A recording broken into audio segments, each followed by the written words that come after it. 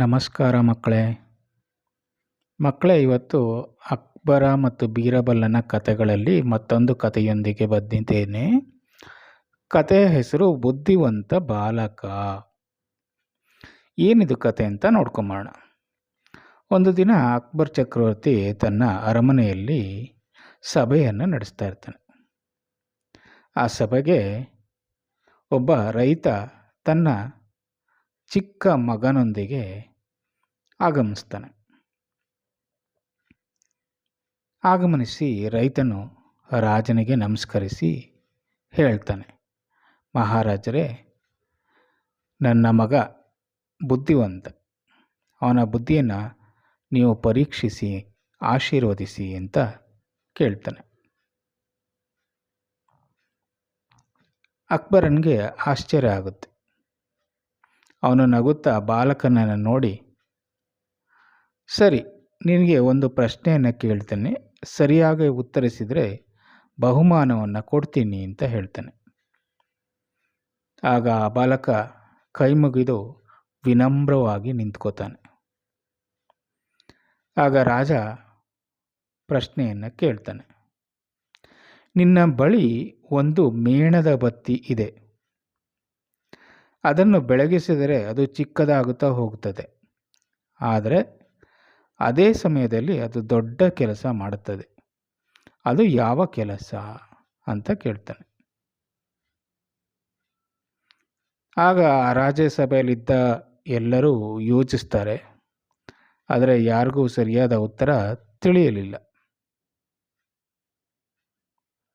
ರಾಜರ ಪ್ರಶ್ನೆ ಕೇಳಿದ ಬಾಲಕ ನಗುತ್ತಾ ಹೇಳ್ತಾನೆ, ಮಹಾರಾಜರೇ, ಮೇಣಬತ್ತಿ ತನ್ನನ್ನು ಕರಗಿಸಿಕೊಂಡು ಇತರರಿಗೆ ಬೆಳಕು ನೀಡುತ್ತದೆ.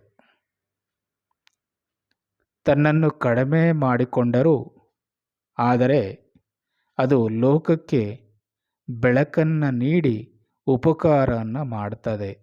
ಆದ್ದರಿಂದ ಮಹಾರಾಜರೇ, ಮೇಣದ ಬತ್ತಿ ಕರಗಬಹುದು, ಆದರೆ ಆ ಬೆಳಕು ಎಲ್ಲ ಕಡೆ ಹರಡಿ ಕತ್ತಲೆಯನ್ನು ಓಡಿಸಿ ಬೆಳಕನ್ನು ನೀಡುತ್ತೆ ಮಹಾರಾಜರೇ ಅಂತ ಹೇಳ್ತಾನೆ.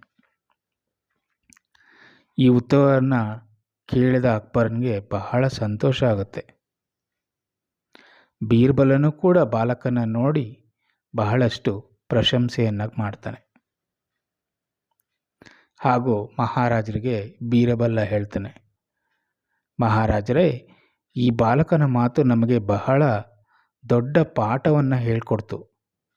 ನಿಜವಾದ ಮಹತ್ವ ಎಂದರೆ ಸ್ವಾರ್ಥವಿಲ್ಲದೆ ಇತರರಿಗೆ ಉಪಕಾರ ಮಾಡುವುದು ಅಂತ ನಮಗೆ ತಿಳಿಸಿ ಹೇಳಿಕೊಟ್ಟಿದ್ದಾನೆ ಅಂತ ಬೀರಬಲ್ಲ ಅಕ್ಬರನಿಗೆ ಹೇಳ್ತಾನೆ.